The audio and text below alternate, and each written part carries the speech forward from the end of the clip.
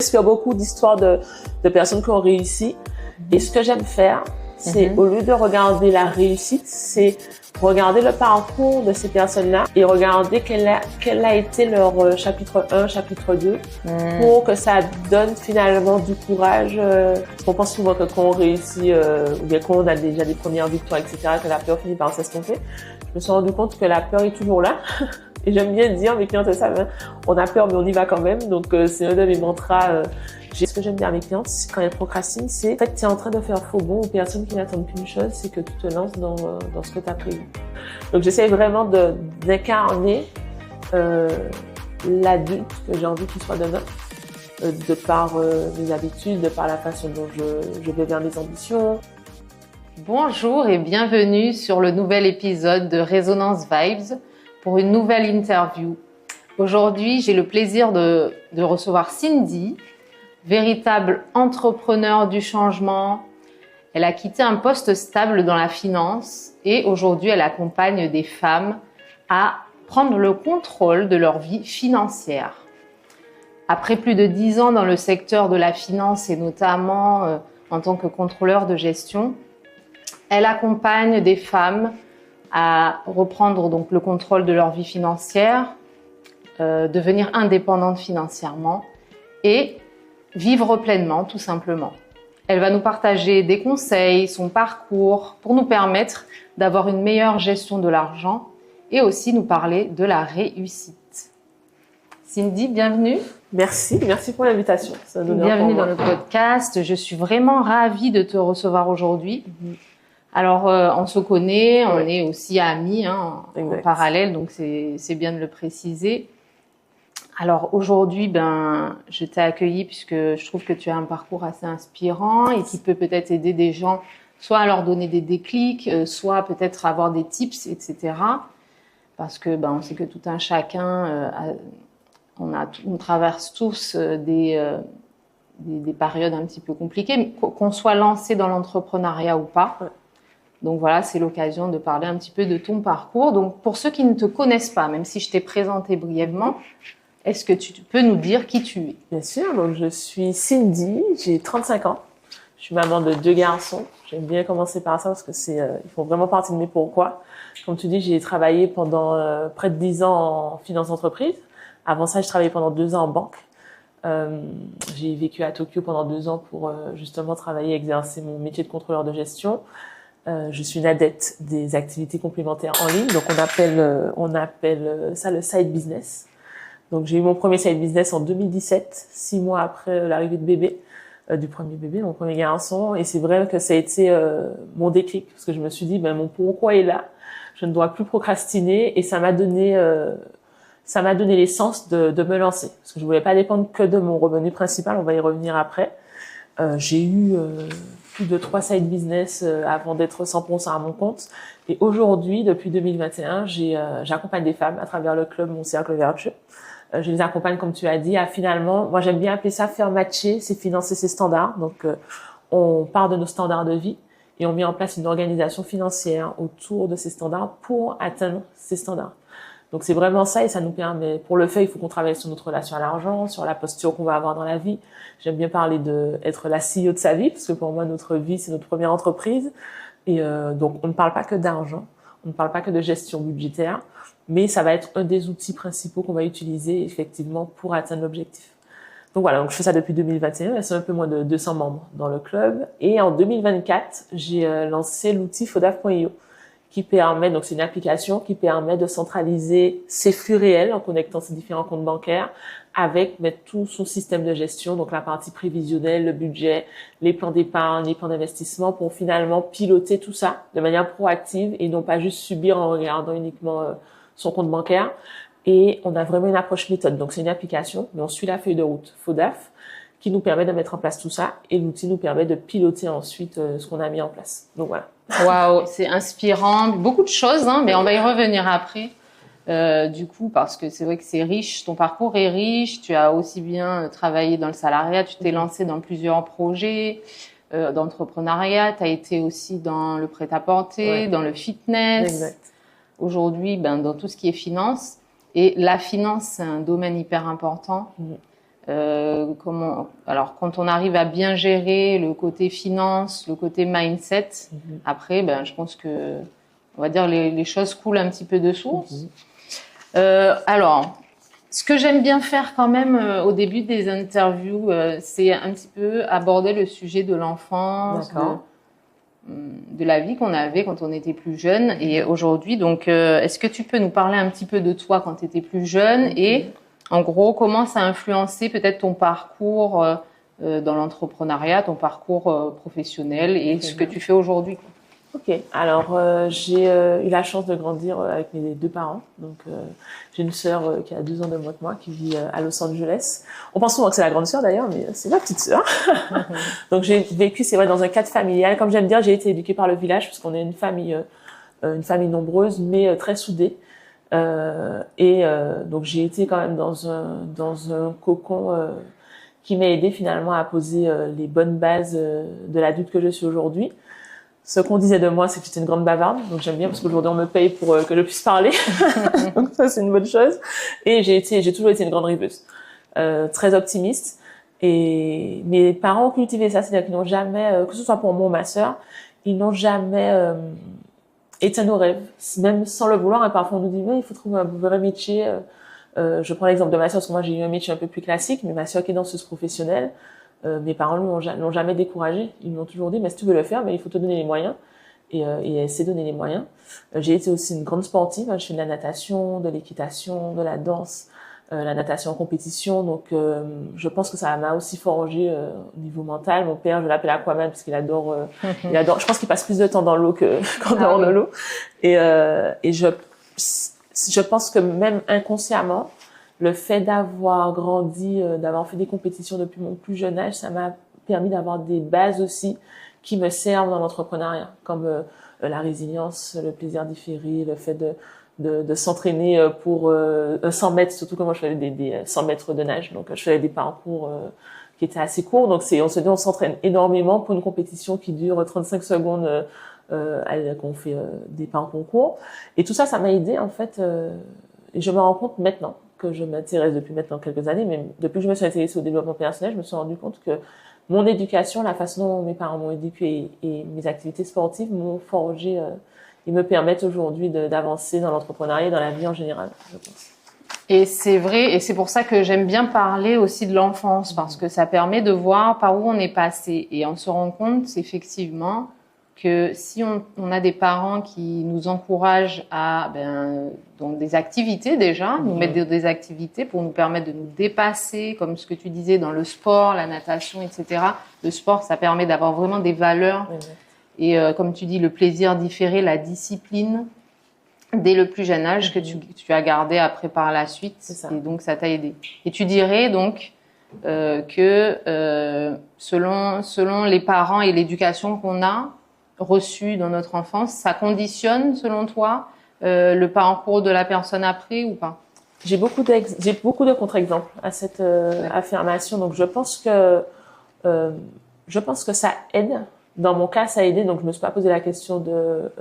Bien sûr, j'ai eu des challenges en étant enfant à l'école, parce qu'on sait que l'école c'est la jungle, n'est-ce pas? Mais dans mon cas, j'ai pas eu de gros traumas liés à l'enfance que j'ai dû travailler.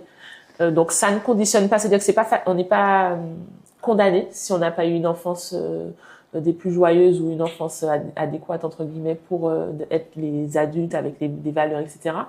Mais plus tôt on en prend conscience et plus tôt on peut travailler justement sur ce qui a manqué et les traumas peut-être que ça a réveillé.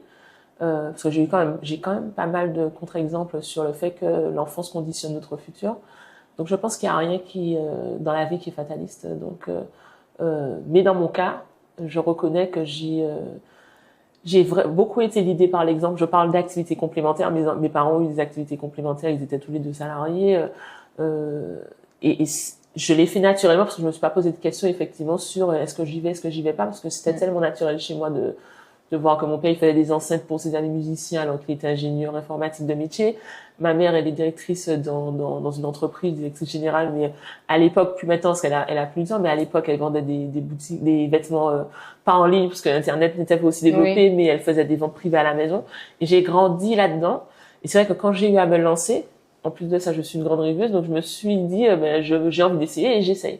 Donc, dans mon cas, ça m'a aidé et ça a conditionné, je pense, le parcours que j'ai eu par la suite. Non, mais c'est important que tu puisses. Voilà, c'était pour avoir ton avis, mais je suis d'accord avec toi. Pour moi, on n'est pas conditionné, peu importe le passé qu'on a, la famille qu'on a eue. Alors, ce sera peut-être un peu plus challengeant parce qu'à ce moment-là, c'est des choses qu'on nous a pas inculquées, mais c'est pas impossible et il y a des gens qui le prouvent au quotidien. Et c'est pas parce qu'on a quand même des parents qui nous ont montré, on va dire, un petit peu le chemin on n'a pas de challenge aussi. C'est clair. Et du coup, c'est des choses que tu montres à tes enfants. Du coup, tu les lead by example aussi. Ouais, exactement. C'est vraiment quelque chose que j'essaye de reproduire de manière intentionnelle. De toute façon, les enfants nous le rappellent très souvent et qu'on leur dit de faire A mais qu'on fait B. En tout cas, le mien, si je lui dis de faire A et que je fais B, il me dit mais maman, tu m'as dit de faire ça mais tu fais autrement. Donc j'essaye vraiment d'incarner l'adulte que j'ai envie qu'il soit demain, de par mes habitudes, de par la façon dont je vais vers mes ambitions. Je les inscris aussi au sport pour qu'ils puissent avoir une activité sportive et développer aussi certaines valeurs et certaines qualités, je dirais, qui les serviront par la suite. Donc j'essaye vraiment d'être intentionnelle là-dedans, sans tomber dans le développement personnel à outrance, mais vraiment intégrer ça dans notre quotidien et l'adapter aussi à leur âge, ils ont 5 et 8 ans. Et puis je pense que ça évoluera au fil des années. Oui, mais c'est important, tu as raison de miser sur ça très tôt, puisque pour moi, on forge les adultes de demain dès maintenant, dès l'âge qu'ils ont. C'est exactement ce que je dis, c'est qu'on éduque de futurs adultes. Donc c'est pas juste mais c'est mignon, c'est chouchou, mais en fait parfois des choses qu'on va trouver mignon aujourd'hui, c'est ce qui demain va faire qu'on va leur dire oui mais tu fais pas ci, tu fais pas ça, mais à l'époque on trouvait ça mignon, on en rigolait et aujourd'hui on s'en plaint. Donc j'essaie vraiment de garder en tête que j'éduque de futurs adultes. C'est important et je pense que c'est à nous de forger les futurs les humains de demain avec les valeurs qu'on leur a inculquées, etc. Mais après ils auront leur vie à faire aussi de leur côté, leur choix, leur challenge aussi à vivre. Effectivement. Alors du coup, toi qui t'es lancé donc dans l'entrepreneuriat d'abord par les side business, mais bon, tu t'es lancé quand même.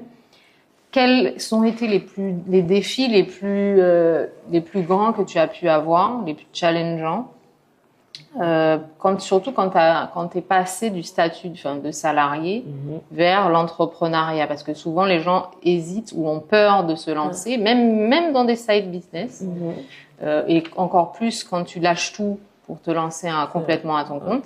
Quels sont tes challenges, qu'est-ce que tu as traversé, comment tu les as traversés? Alors, quand j'ai lancé mon premier side business, donc c'était une boutique de prêt-à-porter en ligne, je faisais des événements privés, ça s'appelle Fashion by Sunkiss pour les personnes qui connaissent. C'est vrai que le challenge que j'ai eu, parce que j'avais la casquette de jeune maman, j'avais un poste à responsabilité, le challenge ça a été de gérer le temps. Et c'est d'ailleurs pour ça que j'ai créé une activité en ligne, parce que je me suis dit que je mettrais en place des systèmes qui vont faire que même quand je suis au boulot, le système travaille entre guillemets pour moi. Donc quand je parle de système, c'est avoir une boutique en ligne au lieu de vendre manuellement, enfin voilà. Okay. Et donc ça a été la gestion du temps. Et après, quand l'activité a commencé à croître, notamment sur la partie boutique en ligne, c'est toujours m'assurer que ce que je fais, c'est aligné avec ce que j'ai envie de faire. Sur la partie challenge même de l'entrepreneuriat, c'est vrai que pour moi, c'est un peu avoir le beurre l'argent du beurre qu'on se lance en plus de son activité de salarié. Parce que, comme j'aime dire, c'est pas cette activité qui remplissait mon frigo, donc j'avais pas de stress. C'était un plus. C'était un plus. J'avais pas de stress lié aux finances. Et je faisais vraiment ça pour le kiff et pour le fait de me dire que je développe une activité par moi-même qui génère des revenus, qui permet d'avoir des clientes satisfaites, qui revenaient, j'ai des clientes fidèles, organiser des événements, etc. C'est vraiment quelque chose j'ai vraiment de bons souvenirs de cette première activité. J'en ai eu d'autres et chacune des activités, ce que j'avais au cœur de ces activités-là, c'est vraiment le fait de kiffer, de kiffer ce que je fais et de voir l'impact que ça a sur les clientes. Même quand on parle de vêtements ou de fitness, celles qui perdaient du poids, ou quand j'étais co-gérante de médias caribéens, On abordait des sujets d'actualité qui permettaient de réveiller les consciences ou en tout cas d'ouvrir le débat.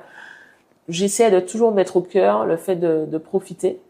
Et les challenges que j'ai eu par la suite quand je me suis 100% à mon compte. Donc il faut savoir que je suis pas assez aujourd'hui, mon activité principale, c'était d'abord une activité complémentaire, un side business.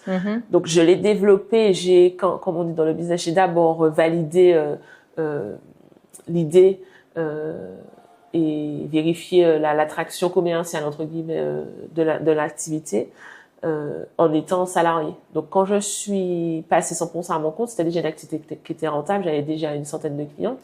D'accord. Et donc, j'avais pas ce stress-là j'avais pas ce stress-là, mais tu as d'autres challenges parce qu'il faut ensuite, une fois que tu te lances, que ça fonctionne, mais il faut structurer derrière. Il faut, si tu vas aller vers une vision ambitieuse, mais il faut t'entourer. Il faut commencer à collaborer, donc il faut gérer l'humain. Il y a la partie administrative parce que du coup, je suis passée d'auto-entrepreneur à entreprise, donc il y a toute une partie administrative, juridique, fiscale qu'il faut aussi apprendre. Donc tu te retrouves à avoir plein de casquettes. Ouais. Auquel tu penses pas quand tu es en micro-entreprise et salarié à côté. Donc c'est plus adapter finalement et m'entourer des bonnes personnes pendant que le train est en train de continuer à voyager, à voguer à son chemin. Donc du coup c'est plus ça, c'est me dire suivre la croissance et structurer au fur et à mesure. Donc c'est vraiment ça qui a été mon challenge de mon côté par rapport au démarrage particulier vu que j'étais aussi salariée quand j'ai démarré. D'accord. Et du coup, quand tu t'es lancé, que du coup, au début, tu avais ton activité de salarié et à côté tes side business, et qu'il fallait développer par la suite, toutes ces informations sur l'entrepreneuriat, c'est-à-dire qu'il faut savoir gérer le côté financier, il faut savoir, il y a la comptabilité, et toutes ces composantes dans l'entrepreneuriat, est-ce que tu t'es formé? Est-ce que comment tu as fonctionné Alors, il faut savoir que moi, je me forme. C'est vrai que je me suis formée dès que j'ai vu qu'effectivement mes activités commençaient à générer des revenus et qu'il fallait organiser, structurer pour ne pas s'y perdre en fait. J'ai tout de suite cherché à me former sur les domaines aussi bien sur le développement même de l'activité en ligne que sur la structuration, l'expérience client, parce que pour moi c'est le nerf de la guerre. Moi, j'ai pas de mal à me former pour justement accompagner la croissance de l'activité que j'ai lancée. Donc, je me suis énormément formée. Encore aujourd'hui, je fais partie d'un mastermind. Je pense que l'entourage, c'est important. Et on peut vite se sentir seul quand on se lance.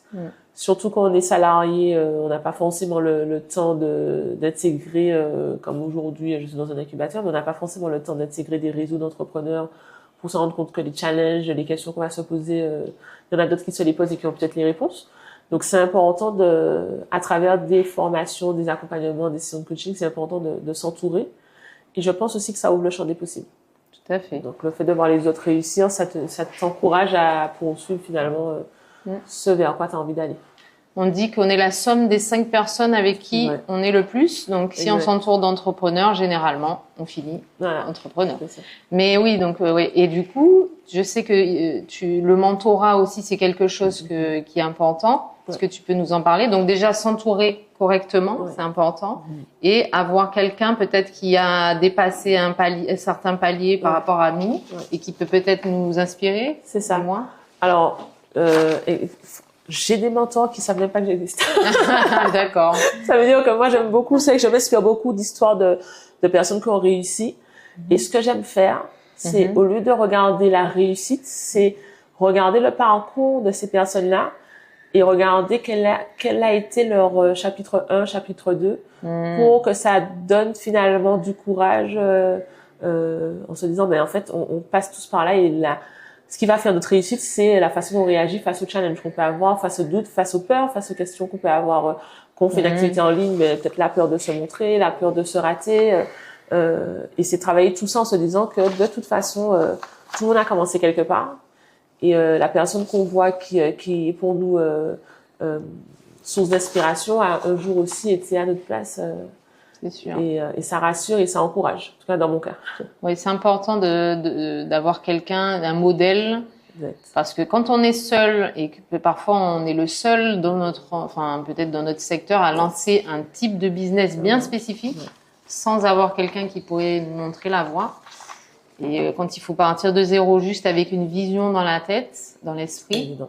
et voilà, il faut être bien accroché mentalement. Exact. D'ailleurs, ça me fait une transition sur, vu qu'il faut être bien accroché mentalement, qu'est-ce qui t'aide au quotidien, toi, on le sait, on a tous des challenges, des défis, t'as des lancements, t'as ceci, il y a des doutes qui commencent à venir. Et ça, je pense que peu importe le stade dans lequel on est en termes dans notre business, il y aura toujours ça. Ouais. Qu'est-ce qui t'aide à tenir le coup, à reprendre un mindset positif? Qu'est-ce que tu mets en place? Alors, c'est vrai que je suis une grande optimiste. Je suis consciente que la peur, parce qu'on pense souvent que quand on réussit, ou bien quand on a déjà des premières victoires, etc., que la peur finit par s'estomper. Je me suis rendu compte que la peur est toujours là. Et j'aime bien dire, mes clients, c'est ça, hein, on a peur, mais on y va quand même. Donc, c'est un de mes mantras, j'ai peur, mais j'y vais quand même. J'aime bien j'aime bien faire preuve de courage. Et plus je fais preuve de courage, même dans des micro-actions, hein, plus je prends note, parce que souvent, tout le monde fait preuve de courage, mais il ne le prend pas en compte. Et on se focalise finalement sur peut-être nos échecs ou ce qu'on ne sait pas faire, etc. Je vais prendre l'exemple, je reviens encore avec ma casquette de maman, mais l'exemple de quand on éduque un enfant et qu'on voit qu'il a des lacunes sur ci, ça, on va souvent essayer de combler ces lacunes en lui disant, on va te faire travailler sur ces lacunes-là. Et je pense que ce qui est bien, c'est de mettre le focus aussi sur ce qu'il sait faire pour lui donner confiance et lui dire, tu vois, t'es consciente de tes qualités, on en est fier et maintenant on va aller parfaire tout ça peut-être en travaillant sur les lacunes au lieu de directement les concentrer sur les lacunes. Donc c'est ce que je fais au quotidien. Je fais beaucoup de journaling pour me rendre compte finalement du chemin qui a été parcouru. Je me suis entourée, on n'a pas d'entourage, mais je me suis entourée de personnes qui ont fait ce que je voulais faire aussi pour que moi, mon cerveau puisse se dire, c'est possible. C'est des personnes humaines comme toi-même et elles l'ont fait. Et l'action, je pense que quand tu passes à l'action, même si tu n'as pas réussi ou pas autant que ce que tu voudrais, c'est bien aussi de pas juste se dire, c'est un échec et je vais apprendre de mes échecs, mais c'est pour apprendre de ces échecs ou de ces challenges, il faut se poser, savoir pourquoi ça n'a pas marché, qu'est-ce qu'on a bien fait ou qu'est-ce qu'on aurait pu mieux faire. C'est quelque chose que j'essaie de faire aussi beaucoup. Dans le club, on fait beaucoup j'appelle ça le check-up mensuel, où chaque mois on se pose pour dire qu'est-ce qu'on a fait, qu'est-ce qu'on a entrepris, quelles actions on a mis en place, quelles ont été nos victoires, quels ont été nos challenges, comment on a fait pour surmonter les challenges. Si on les a pas surmontés, est-ce qu'on a appris de mettre des choses en place. Et le fait de sortir du quotidien, de finalement prendre un temps pour analyser où on en est, ça aide à repérer ce que j'appelle les gremlins, donc les croyances qu'on a, les blocages qu'on a, etc. Et pour faire tout ça, je pense qu'il faut avoir une vision. Donc moi, j'avais déjà cette vision de qu'est-ce que je veux faire, qui je veux être, où je veux vivre, etc. Parce que si on n'a pas de vision, en fait, on vit la vie, on vit la vie, on prend ce qui arrive, on ne sait pas si c'est aligné avec ce qu'on veut parce qu'on ne sait pas réellement ce qu'on veut. Donc je pense que c'est vraiment ça qui m'aide, c'est avoir une vision, un objectif, une ambition et faire le point sur ce que j'ai réussi, m'appuyer dessus pour gagner en confiance, faire preuve de courage et m'entourer de personnes qui ont fait ce que je veux faire. C'est très pertinent et je te remercie pour tous ces conseils que tu donnes à toutes les personnes qui nous écoutent. Et du coup, tu parlais du big why, ça revient un petit peu à tout ça, hein. Donc, avoir sa vision et avoir son big why. Comment une personne qui n'a pas encore lancé quoi que ce soit ou bien qui a des idées en tête mais qui n'a pas trouvé son pourquoi peut le faire? Est-ce que tu aurais des tips, des choses que la personne pourrait mettre en place pour le trouver? En fait, pour moi, tu sais, quand tu n'as pas l'habitude de faire l'exercice de la vision, etc., pour pas que ça paraisse une montagne ou pas irréaliste, mais infaisable pour soi, si on n'est pas habitué, c'est juste se demander qu'est-ce que j'aime faire dans la vie. Parce que souvent, on se pose pas la question, en réalité, on dit qu'on a envie d'être heureux, on a envie de profiter, mais la façon dont moi je profite, c'est pas la façon dont toi tu vas vouloir en profiter. Ce qui me rend heureux, c'est peut-être pas ce qui toi va te rendre heureuse. Donc c'est se poser la question de qu'est-ce que j'ai envie de faire dans la vie, quelles sont les activités que j'ai envie de faire et pour quelle activité j'ai envie de faire de la place dans la vie aujourd'hui, où est-ce que j'ai envie de vivre, dans quel environnement, qu'est-ce que j'ai envie de représenter, comment j'ai envie de m'apprêter, est-ce que je veux une famille nombreuse, si oui, pourquoi. C'est des questions classiques qu'on va se poser et en fait, en répondant step by step à ces questions-là, on va finalement avoir une sorte de, moi j'appelle ça la mind map de sa vie idéale, avec les différents aspects. Et là, on aura sa big vision. Donc, c'est pas se dire, quel est mon big why? Parce que quand on se dit juste quel est mon big why, ben on va se dire, oh là là, mon Dieu, c'est une question qui me paraît tellement abstraite que je sais pas y répondre. Alors que ce sont juste les petites choses. Et je te donne un exemple, j'ai une de mes clientes que j'appelle des backies, qui me dit, mais écoute, en faisant cet exercice-là, je me suis rendu compte que effectivement, j'avais pas de hobby. Ben, j'ai repris la voile parce que j'adorais ça quand j'étais jeune et j'adore. J'y vais le samedi. Tel a repris les randonnées, tel part en voyage tant 2 fois par an. En fait, c'est des petites choses qu'on va intégrer dans son quotidien. Donc, on n'est pas obligé de changer de tout au tout. Mais en intégrant ça, puis ça, mais on se rend compte que quelques années après, ben en fait, je vis la vie que j'ai envie de vivre. Et c'est ça pour moi le big why. Ok, bon, bah, je pense que ça va aider ce que tu as partagé parce que c'est vrai que ça peut peut-être être un peu abstrait. Hein. Quand on dit big why, c'est vrai que et là de détailler, c'est chaque point de sa vie pour savoir vraiment qu'est-ce qu'on veut. C'est ça. Quelles sont nos valeurs profondes, ce sur quoi on peut pas déroger, etc. Ouais, c'est vrai. Alors, et du coup, on embraye sur la suivante. Hein. Oui. Maria, quel conseil tu donnerais à une personne qui veut se lancer, mais qui n'ose pas? Alors, on en a parlé un petit peu tout à l'heure, mais si tu devais lister 5 points essentiels, de 1 à 5, des trucs les plus essentiels, et pour une personne qui voudrait se lancer, qui n'ose pas, qui est un petit peu dans les doutes, les peurs, les questionnements. Qui veut se lancer dans l'entrepreneuriat. Voilà. Alors, pour moi, on en parlait justement hier avec une cliente qui veut se lancer. Pour moi, il faut savoir pourquoi on veut se lancer. Il faut se lancer pour les bonnes raisons, parce que en fonction de du business model qu'on va avoir, du type d'activité qu'on veut lancer. Donc moi, toutes mes activités elles étaient en ligne, donc j'avais pas de grosses charges financières au démarrage. Mais dans tous les cas, quand on veut arriver à un point nommé ou bien qu'on veut arriver à la génération de chiffre d'affaires, c'est ce qui vient après. Après plein de choses qu'on doit mettre en place en amont. Donc pour moi, quand on veut se lancer, il est important de se poser la question de qui on veut aider, même si on n'a pas encore d'offre, mais déjà valider son idée. Si on l'a validée, c'est savoir qui on veut aider et se concentrer sur ces personnes-là. Et ce que j'aime dire à mes clientes, quand elles procrastinent, c'est en fait, tu es en train de faire faux bond aux personnes qui n'attendent qu'une chose, c'est que tu te lances dans ce que tu as prévu. Parce que ça va permettre d'aider ces personnes-là, qui peut-être aujourd'hui ne savent pas que c'est ce dont elles ont besoin. Et c'est à toi de faire ce travail de communication pour leur montrer que ça existe, cette telle solution. Parce que pour moi, chaque entreprise répond à une problématique. Même quand on est dans le divertissement, ça répond finalement à une problématique de divertissement. Et du coup, c'est se concentrer finalement sur son client. Et quand on se concentre sur son client, on ne met plus le focus sur soi et ses peurs. Parce qu'on se dit, quand je fais ma vidéo YouTube, quand je fais mon podcast, quand j'écris mon article de blog, ça va aider cette personne qui cherche une solution dans le domaine où je peux l'aider. Et c'est ce que j'ai toujours fait dans mes activités. Après j'étais en side business, mais j'ai d'abord communiqué sur ce que je savais, sur la façon dont j'appréhendais le sujet, sur les solutions que j'avais, etc., avant de vendre quoi que ce soit. J'ai eu des gremlins, j'appelle ça les gremlins, c'est les peurs, etc. Juste pour les personnes qui ne savent pas. Donc, j'en ai eu des gremlins, surtout pour la partie finance, qui est mon activité principale aujourd'hui. Et c'est vraiment ce que je me suis dit. C'est-à-dire que mes gremlins, c'était quoi? J'ai pas envie qu'on me prenne pour une énième personne qui veut parler d'argent, parce que c'est ce qui fait vendre. J'ai pas envie qu'on pense que je veux vendre du rêve. Je m'identifie pas aux personnes de l'époque qui parlaient de gestion financière, parce que c'est moi, ma vision, c'est qu'en fait, l'objectif d'une bonne gestion budgétaire, c'est de dépenser sereinement. C'est pas avoir un patrimoine de temps, c'est vraiment se dire, je mets en place une organisation financière qui me permette de dépenser sereinement dans ce qui compte pour moi. C'est vraiment le leitmotiv que j'avais au démarrage, et j'ai utilisé toutes mes compétences professionnelles en finance d'entreprise que j'ai finalement réinjectées dans mon organisation personnelle, et que ça a créé la méthode FODAF.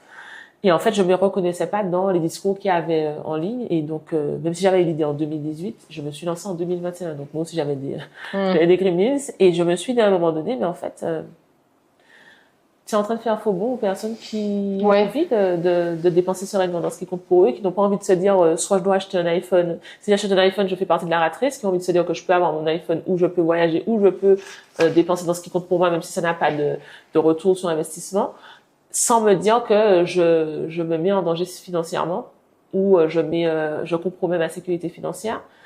Et c'est comme ça que je me suis lancée petit à petit. Donc j'ai démarré avec un compte Instagram, un podcast et un blog en janvier 2021, à donner de la valeur. J'avais pas d'offres, etc.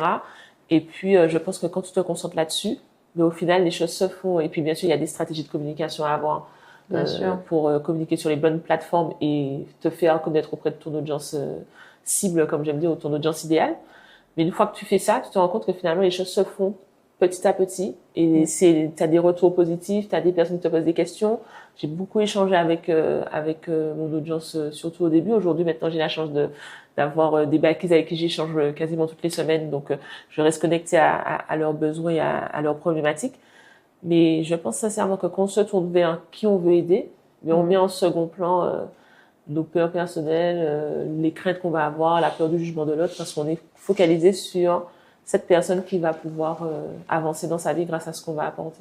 Non, mais c'est pertinent et mais j'aime beaucoup cette tournure de faire voir il manque ton expertise. Des personnes n'ont pas la possibilité d'avoir ton expertise. C'est ça.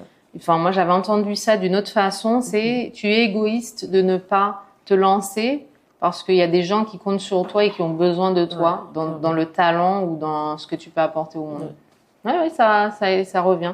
Et du coup, donc on revient un petit peu à ce que tu proposes pour aider les femmes à être, à mieux gérer leur argent, à être libre financièrement, à développer, à être bien dans leur vie en général. En fait, c'est aussi mindset ce que tu proposes. Du coup, par rapport à ça, quelles ont été tes plus grandes réussites et aujourd'hui, les femmes que tu accompagnes, si tu as des anecdotes ou des choses où tu te dis waouh, grâce à ce que j'ai lancé, je me dis waouh, telle personne a fait telle chose, elle s'est lancée dans elle aussi. Est-ce que tu as des exemples? J'en ai je me rattache beaucoup à la réussite de mes clientes. Moi, j'appelle ça les paroles aux backies. Donc 2 fois par an, je fais plusieurs lives avec mes clientes qui viennent raconter finalement leur parcours au sein du club. Et j'ai des backies qui sont maintenant 100% à leur compte. Il y en a qui ont fait un retour au pays parce que ça faisait partie de leur mind map de vie idéale, donc la fameuse big picture de sa vie idéale. J'ai des backies qui sont passés du surendettement à aujourd'hui, j'ai une activité complémentaire, j'ai permis à mes sœurs de partir, de voyager. Je suis allée à New York pour la première fois, j'y suis allée avec mon fils. Enfin, j'ai vraiment plein d'exemples qui, moi aussi, me rassurent dans ce que j'apporte aux autres et m'encouragent aussi parce que je suis partie en Côte d'Ivoire en janvier pour les investissements. Et quand je suis partie, je suis pas partie que pour moi. Je suis vraiment partie pour moi, mais aussi pour continuer à développer ce que je sais faire et ce que je fais. Parce que derrière, je redistribue finalement à mes clientes. Donc, quand je fais des choses, c'est plus que pour moi, mais aussi pour celles qui comptent sur moi et sur ce que je développe. Parce qu'à travers ça, elles aussi, elles atteignent leurs objectifs de vie. Donc, j'ai plein d'exemples de paroles backies. J'imagine que c'est et du coup, c'est beau parce que du coup, ça t'encourage encore plus à développer ça parce que tu sais que tu participes au développement d'autres personnes. Du coup, tu fais quand même quelque part des bonnes actions à travers le business que tu ça nourrit mon besoin d'impacter positivement avec ce que je sais faire. D'accord. Et comment tu vois ta communauté dans les 5 prochaines années? Est-ce que tu as déjà réfléchi? J'ai bien réfléchi à ça parce qu'on est en train d'y aller. D'accord. Pour moi, c'est un réseau de badass ambitieuses qui investissent ensemble, qui créent ensemble. Et c'est pour ça que j'ai parlé de club. Le mot club n'est pas anodin. Donc depuis 2021, on y travaille. Ça fait 4 ans maintenant. L'idée, c'est qu'elles puissent se dire que, comme à l'américaine, tu sais, il y a des clubs privés, sauf que les personnes généralement ne nous ressemblent pas. On va pas les décrire, mais c'est des personnes, c'est quand même très élitiste et réservé à une partie de la population. Donc j'avais envie de créer ce réseau de femmes ambitieuses qui investissent, qui gèrent leur argent et qui l'utilisent pour ce qui compte pour elles, qui ont un patrimoine qu'elles peuvent léguer aux générations qui arrivent après, qui peuvent de leur vivant faire kiffer leur famille, leur entourage et elles aussi, et qui créent de la richesse avec un grand R, donc aussi bien financière que peut-être en termes d'impact, parce que quand elles lancent leur side business, quand elles s'associent ou bien quand même l'une est cliente de l'autre, etc. Pour moi, ça crée ce réseau et dans 5 ans, j'ai envie que ce soit un réseau qui impacte au-delà de moi ce que j'ai fait, mais que ce soit un réseau qui impacte et qu'entre backies, on se reconnaisse et qu'on fasse de grandes choses. C'est une belle vision en tout cas, et on souhaite qu'elle se réalise. Il n'y a pas de raison si tu continues comme ça. Je sens que c'est bien parti. Et du coup, donc tu as toutes ces casquettes-là, et comment tu arrives, qu'est-ce que tu mets en place pour la gérer, hein? Donc ta casquette de maman, ta casquette de femme, puisque avant tout tu es une femme, hein? Ta casquette d'entrepreneur. On parle en termes de choses, de routines que tu mets en place, de mindset. Comment tu gères tout ça? J'ai arrêté de penser que je pouvais faire tout toute seule. Très vite, j'ai abandonné cette idée. Quand j'ai dit que notre vie, c'est notre première entreprise, j'ai travaillé en finance d'entreprise, donc en contrôle de gestion avec les DGO, les responsables de service, etc. Et je me suis toujours dit, mais quand on gère une entreprise, on la gère pas seule. La première chose qui fait la réussite, je dirais la deuxième peut-être, qui fait la réussite d'une entreprise, c'est l'équipe, les ressources humaines qui permettent de faire de la vision du fondateur une réalité. Et après, la première chose, je pense que c'est l'expérience client pour qu'on puisse donner un service de qualité et donc avoir des clients et donc du chiffre d'affaires. Et en fait, le DG, le directeur général, le fondateur, le CEO, il est jamais tout seul. C'est rare que quelqu'un soit tout seul pour aller sur une vision ambitieuse, donc elle s'entoure. Et même quand on est seul dans son entreprise, on fait appel à des prestataires, parce que moi j'ai pas de salariés en CDI, mais je me suis entourée très rapidement pour assurer l'expérience client, pour assurer une qualité de service auprès des backies dans le club, et pour me concentrer moi sur ce que je sais faire, c'est-à-dire les coachings, l'accompagnement, la communication, etc. Donc, pour moi, la première chose que j'ai fait, c'est vraiment m'entourer dans mon activité. Donc, je me suis entourée aussi, parce que je fais partie de mastermind, etc., de personnes qui ont des activités en ligne, donc qui ont le même business model que moi. Mais dans l'implémentation de la vision, j'ai su aussi m'entourer. Et ce qui est marrant, c'est que elles sont quasiment toutes backies, donc elles ont d'abord été clientes. Et ça a fait vraiment sens en plus pour moi de me dire que c'est d'abord des personnes qui ont cru en ce que je faisais, qui ont eu des résultats, mais ce sont ces personnes-là qu'aujourd'hui je compte parmi la team MCV, comme j'aime dire. Donc, après, quoi de mieux que quelqu'un qui est satisfait, qui a des résultats pour après te suivre et être fidélisé finalement. Et puis ça devient des amis un peu, non? Je sais pas après, mais... qui croient en la vision, en tout cas qui sont habités par la vision et qui savent où on va. Parce qu'elles-mêmes, elles sont dans le club et elles savent, elles croient au produit, elles croient au club parce qu'elles sont elles-mêmes d'abord, avant même que je les sollicite pour travailler avec moi, elles ont d'abord intégré l'univers en tant que clientes. Elles ont eu des résultats incroyables et aujourd'hui, elles retransmettent à travers les missions qu'elles ont dans l'équipe, quoi. Voilà, et du coup, ça crée un cercle vertueux. C'est pour ça que ça s'appelle le club. Voilà, c'est pour ça que je rebondis là-dessus. Et donc, voilà, quels sont tes prochains lancements à venir? On en a un petit peu parlé au tout début, mais si tu peux nous en dire plus. Les portes du club ouvrent 2 fois par an. D'accord.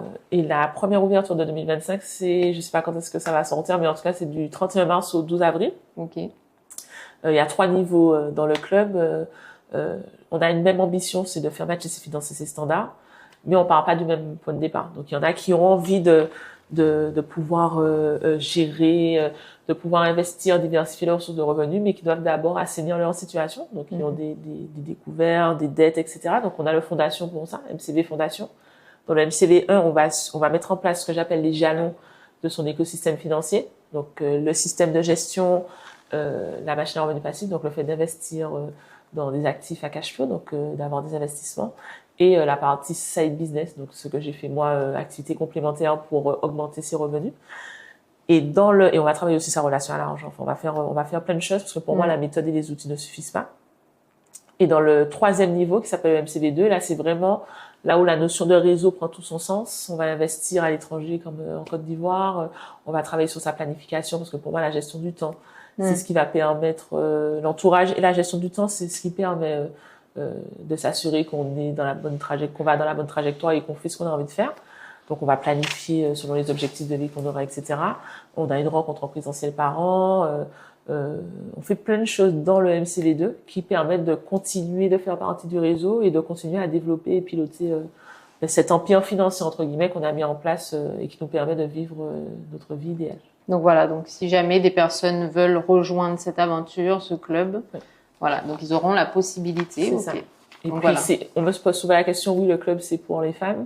Oui, mais sinon, il y a le FODAF Lab donc, qui permet de suivre cette feuille de route, donc la méthode, et de faire partie d'une communauté. C'est pas le club MCV, mais on fait quand même partie d'une communauté et on a accès à l'outil FODAF.io dont je parlais juste avant. Ok, donc pour les hommes aussi. Voilà. Ok, et du coup, on te retrouve où exactement? Comment on peut... Est-ce que tu es sur les réseaux sociaux, j'imagine? Je suis sur Instagram cindy.sunkiss, SUNKI2S. D'accord, on le mettra par C'est la ça. suite. J'ai un site internet, moncerclevertueux.com. J'ai un podcast qui a le même nom, Mon Cercle Vertueux. Et j'ai une chaîne YouTube qui a le même nom, Mon Cercle Vertueux. D'accord, très bien. On mettra tout ça juste en dessous. Et dernière chose, donc pour le mot de la fin, Oui. Si tu pouvais donner un conseil à nos auditeurs pour les aider à passer à l'action ou passer à un next step, qu'est-ce que serait ce conseil? Pour moi, l'action bat la peur. Donc, même si on se trompe, on va toujours partir de plus loin que quelqu'un qui n'a jamais fait. Donc, on fait. Au pire, on n'arrive pas où on voulait, mais on sera toujours plus avancé que là où on était avant d'y aller. Donc, on se prend pas trop au sérieux.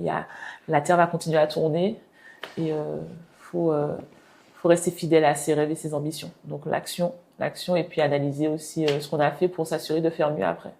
Ok. Pas de secret. Voilà. Eh ben c'est super. Merci Cindy pour tout ce que tu nous as partagé. Et puis, merci à vous d'avoir regardé cet épisode. J'espère vraiment que vous avez pu en tirer un maximum de valeur. Et surtout, comme le dit le nom du podcast, que ça a pu résonner en vous d'une quelconque façon. Et je vous dis à bientôt pour le prochain épisode.